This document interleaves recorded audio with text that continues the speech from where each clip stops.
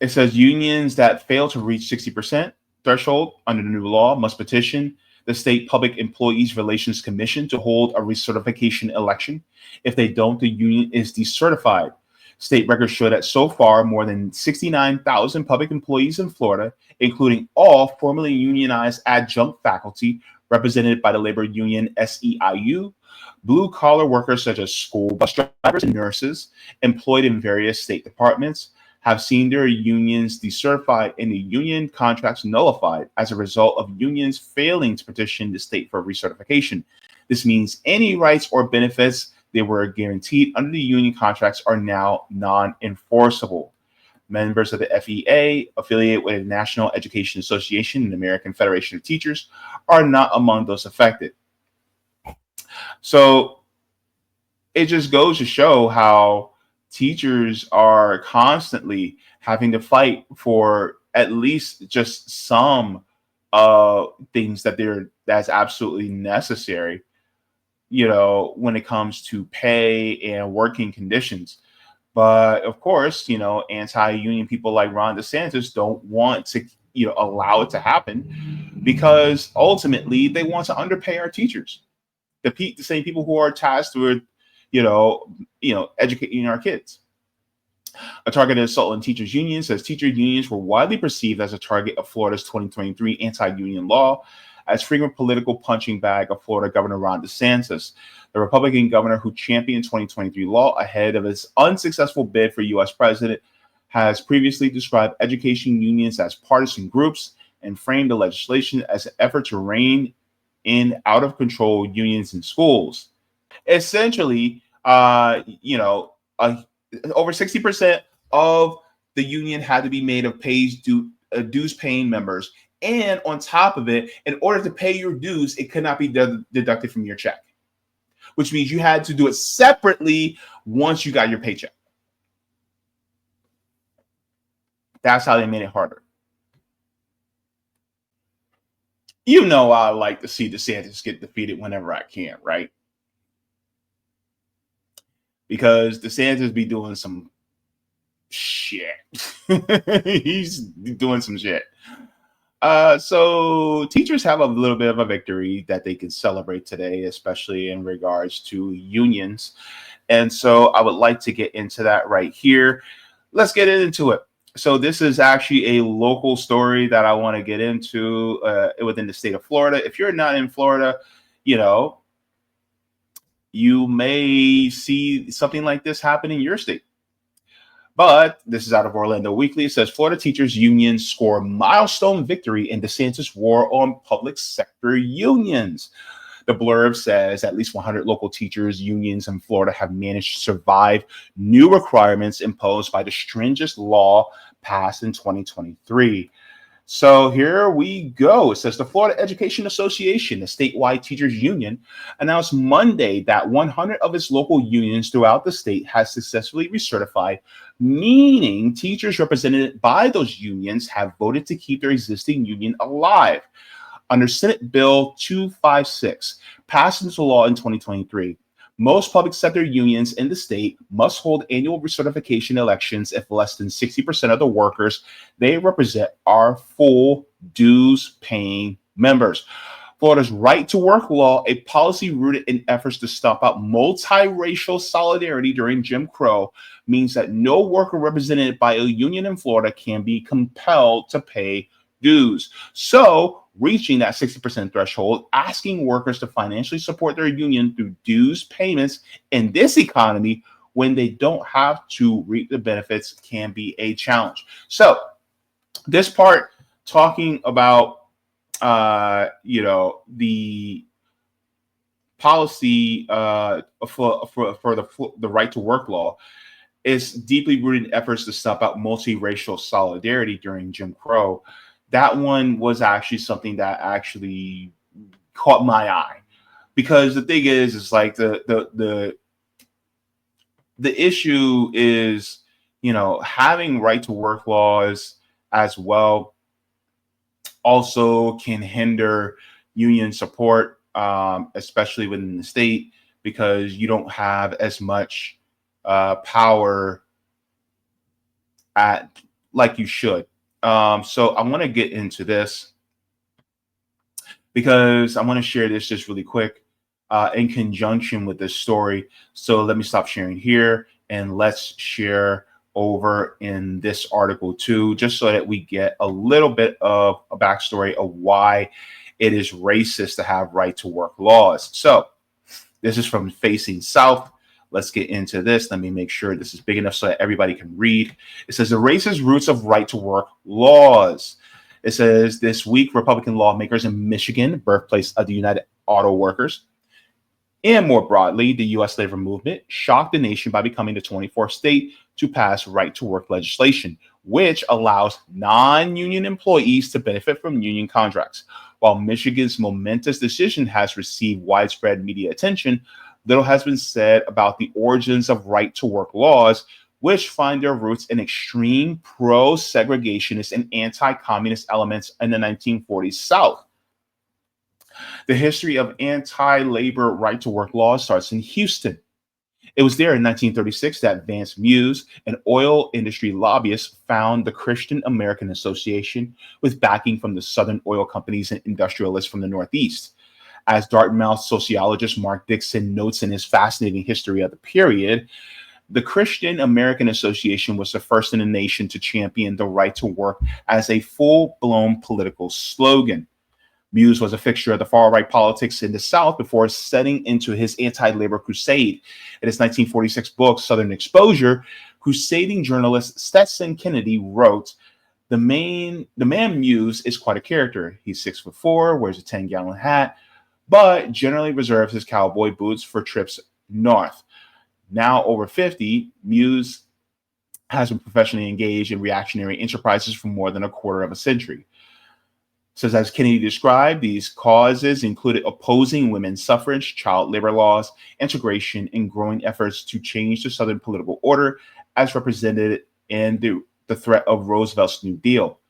Muse's sister and associate at the Christian American Association, Ida Darden, openly complained about the First Lady Eleanor Clubs, saying they, as related by Kennedy, stood for $15 a week salary for all.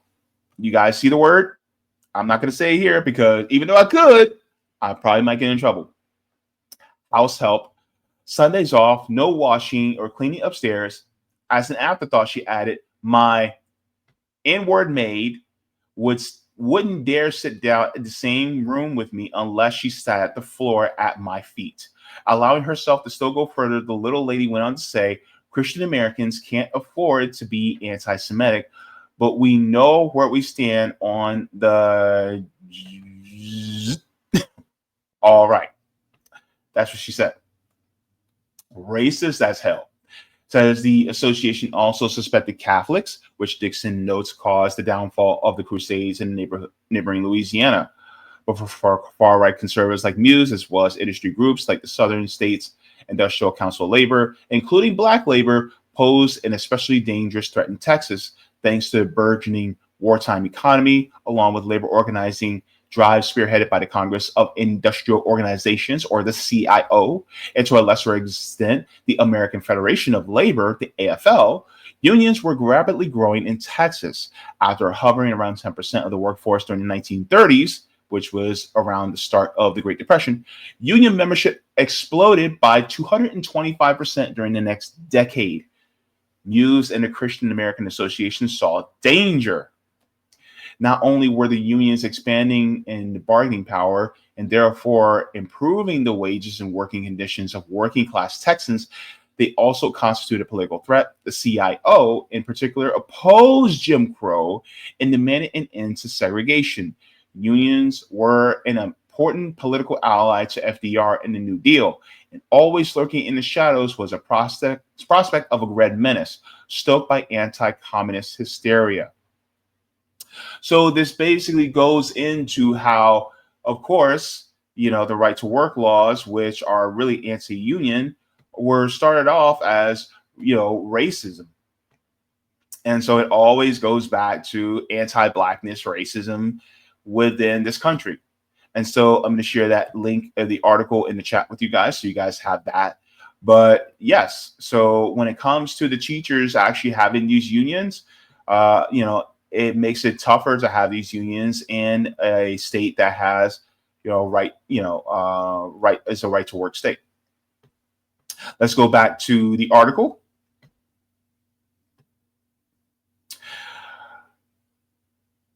So it says unions that fail to reach 60% threshold under the new law must petition the State Public Employees Relations Commission to hold a recertification election. If they don't, the union is decertified.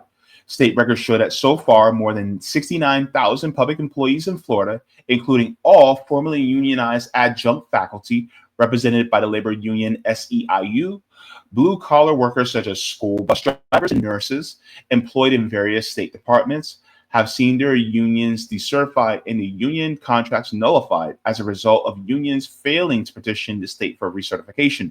This means any rights or benefits they were guaranteed under the union contracts are now non-enforceable. Members of the FEA, affiliated with the National Education Association and American Federation of Teachers, are not among those affected. So it just goes to show how teachers are constantly having to fight for at least just some things that's absolutely necessary, when it comes to pay and working conditions. But of course, anti-union people like Ron DeSantis don't want to, allow it to happen, because ultimately they want to underpay our teachers, the same people who are tasked with, educating our kids. A targeted assault on teachers' unions says teacher unions were widely perceived as a target of Florida's 2023 anti-union law as frequent political punching bag of Florida Governor Ron DeSantis, the Republican governor who championed 2023 law ahead of his unsuccessful bid for U.S. president, has previously described education unions as partisan groups and framed the legislation as an effort to rein in out-of-control unions in schools. Now, it says, taking from the page of Trap Law Playbook, SB 256 imposed not only the burdensome recertification requirement, but also made it harder for union members to pay dues by prohibiting dues payments through a paycheck deduction. So essentially, over 60% of the union had to be made of dues paying members. And on top of it, in order to pay your dues, it could not be deducted from your check, which means you had to do it separately once you got your paycheck. That's how they made it harder.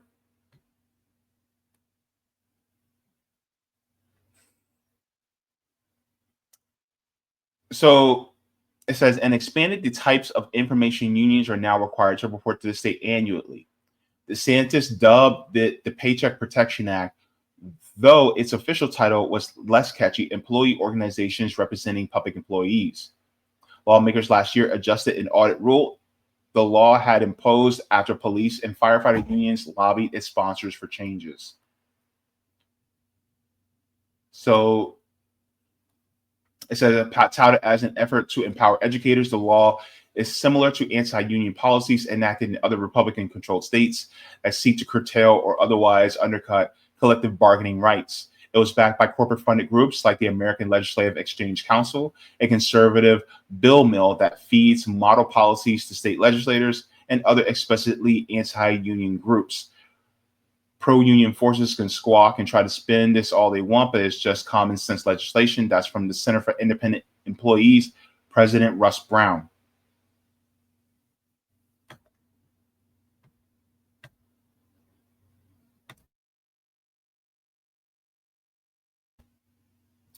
Excuse me. It says, Brown, who attended the bill signing, is a labor relations consultant who runs a firm specializing in union avoidance out of Satellite Beach. E-commerce giant Amazon, for example, paid Brown's firm Road Warrior Productions more than $3 million last year to persuade Amazon employees not to join forces with the Teamsters. The Teamsters Local 79 in Tampa, representing both public and private sector workers, lost half a dozen bargaining units, groups of workers represented by a union last year as a result of new requirements under the amendment. So this really is, a lot, right? So the fact that they were able to keep their union going is a victory, but of course, DeSantis will continue to try to do what he can to make sure that unions are completely eliminated out of the state. And so they've been trying to undercut unions, as much as they possibly can. But, people are now starting to wake up and see, the value of unions. Now, I am the type of person where I think that we should have worker owned. But of course, this is the public sector. So, of course, public sector unions, I also agree with, right? And so these teachers, they are fighting for, better working conditions, better pay, which I honestly think that that teachers should be paid better. But unfortunately, because of the way teachers are viewed within this country, they're not. In fact, we don't see our teachers as valuable as we should, in my opinion. This is from Educator Pay Data. And so it says, even with record level increases in some states, average teacher pay has failed to keep up with inflation over the past decade. Adjusted for inflation, on average, teachers are making 5% less than they did 10 years ago. At 4.4%, the increase in starting salary represents the most significant increase over the 15 years of NEA has been taking increases in starting teacher pay. However, due to a 3.0 inflation rate, this year's real salary growth was only 1.5%, resulting in inflation adjusting starting salaries that are now $3,728 below the 2008-2009 levels. The union advantage, teachers earn 24% more on average. In states with collective bargaining and education support, professionals earn 7% more. So let's go into Florida so you guys can see. Here is the average teacher starting salary, which is $48,639. Average teacher salary is $54,875.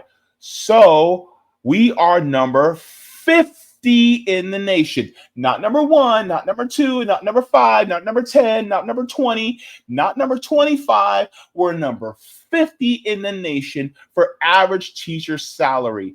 Florida does not give a damn about teachers. And this shows in people like Ron DeSantis. And so if you're wondering, well, why isn't my kid doing better? This is why. This is part of the reason. This is part of the problem. And on top of that, there's no value in education, right? There's no value in education. They want to keep your kids dumb. Why? So that your kids stay at the bottom. So then they'll just be good little drones, good little workers. So then they can take advantage of them when it comes to their power as workers. No wonder why we have an average reading level of 6th grade level reading level here in this country. Because you have states like Florida that constantly are treating teachers like crap. And then they go, oh man, well, education is not doing good. And you know why they do this? They do this on purpose. They do this on purpose so then they can go, well, we have an answer for you guys. How about we just do charter schools, public-private partnerships? See? And now we can have corporations teaching our kids instead of this nasty old government bureaucracy called the Department of Education. And so now you have corporations teaching our kids. But then guess what? Guess what happens when you have corporations that are for profit teaching kids? Well, guess what? profits take precedent over actually teaching the kids because they actually want that tuition more than anything else. But you're not necessarily paying out of pocket. The tuition actually is taken out of your tax dollars from the state and going into the coffers of these corporations. And then these corporations will cheat kids out of an education and then leave them by the wayside and then close up shop and then move on. I actually talked about charter schools a few weeks back. I am against charter schools because charter schools don't do a damn thing for kids overall, right? We need to have a fully well-funded education system. And it should not be paid for through property tax. It should be paid for across the board and equitably for all kids. I said equitably, not equally, because some kids are below the floor and they need to be brought up to be even. And then we can raise the standards for everybody. But that's one of the biggest issues. And this is what we call death by a thousand cuts, right? And so that's what they do. That they cut and they cut and they cut and they make it worse for teachers. So then if teachers can't teach well because they're worried about, oh, I may have to get a second job, or, oh, I can't afford to actually take this job. So less teachers are going to be more likely to become teachers. They're going to more likely go to school and then go for something else. Then guess what? Then our education system cracks and it goes under. And so then this creates a problem that the politicians created into saying, well, you know what? We just give our kids over to the corporations for them to be taught by them. And the problem is that because of this, a lot of parents are also equally concerned because their kids aren't getting a good education because the teachers are being treated like crap. And so then the parents go, well, I want my kid to have the best education, so I have no choice. I got to take my kid to a charter school. And so the parents feel like they have no other choice. So then they choose to put their kids in charter school because they feel like their kid's not getting a good enough education. But part of that reason is because the teachers aren't making enough. Because our state instead of giving actual pay and benefits to teachers so that they can actually do a better job, instead of having more schools so that we can have smaller class sizes and things like that, instead, what do? They ring the school for everything that it is worth, and then the kids suffer.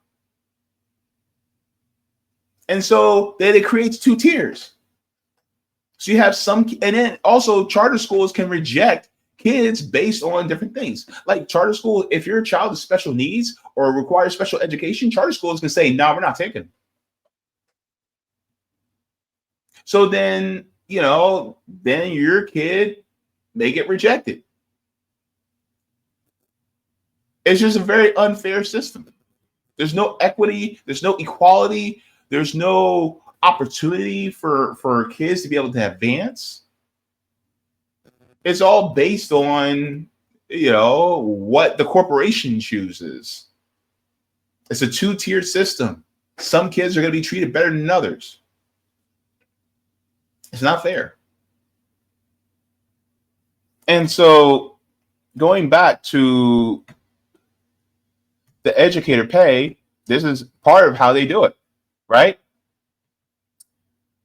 It says minimum living wage is $61,002. Now, according to the National Low Income Housing Coalition Out of Reach program, you need to make over $35 an hour to afford a two-bedroom apartment in the state of Florida. So that's below $35 an hour.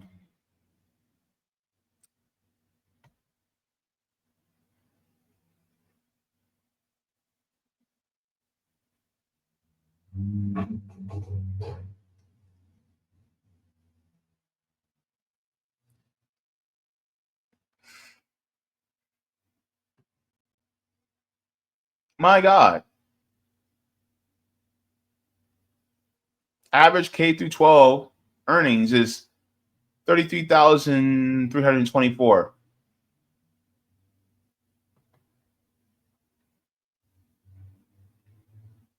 It's nowhere near what it needs to be.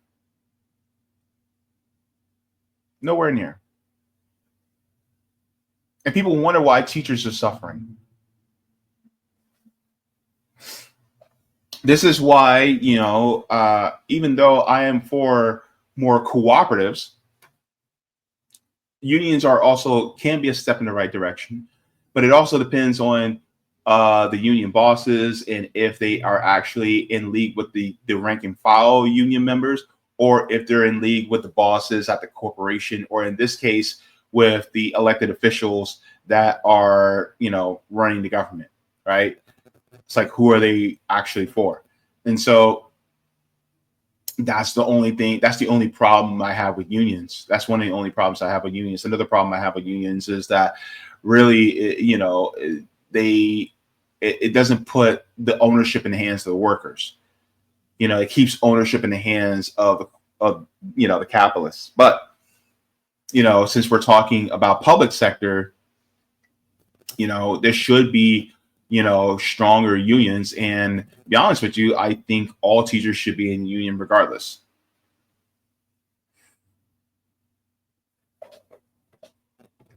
But these are some of the things that have been happening in the state of Florida. And then people wonder why, why are the students in Florida behind in so many different ways? Well, this is why, because we're constantly being, cut down, because we don't pay the teachers, what they should be paid. And I kind of look at it like, if you're running a garage and you have mechanics, right? You have auto mechanics, but then you're not paying them a living wage. How are you expecting them to do great quality work, especially if they're too tired because they had to work a second job? Or they're so distraught because of how much, how little they're being paid, that they're constantly, facing depression and anxiety. And so they can't really focus on their work as well. It's the same thing with teachers. But the thing is, it's like, instead of working on your car, they're working on your kid. They're training the minds of your child. Do you really want teachers that are, facing anxiety and depression and all these different things because of their material conditions not being met? Do you really want that, to be, on your kid? If you care about your kid, then that means you need to care about the teachers that are teaching them. And if you care about the teachers that are teaching them, that means that you have to make sure that they also have a great, healthy standard of living, a dignified standard of living. We need to see teachers the way teachers are seen in other countries. I think it was it in South Korea, or was it another country? They have a nickname for their teachers. They call their teachers nation builders. Why don't we have that same respect? Why don't we have that same reverence for teachers?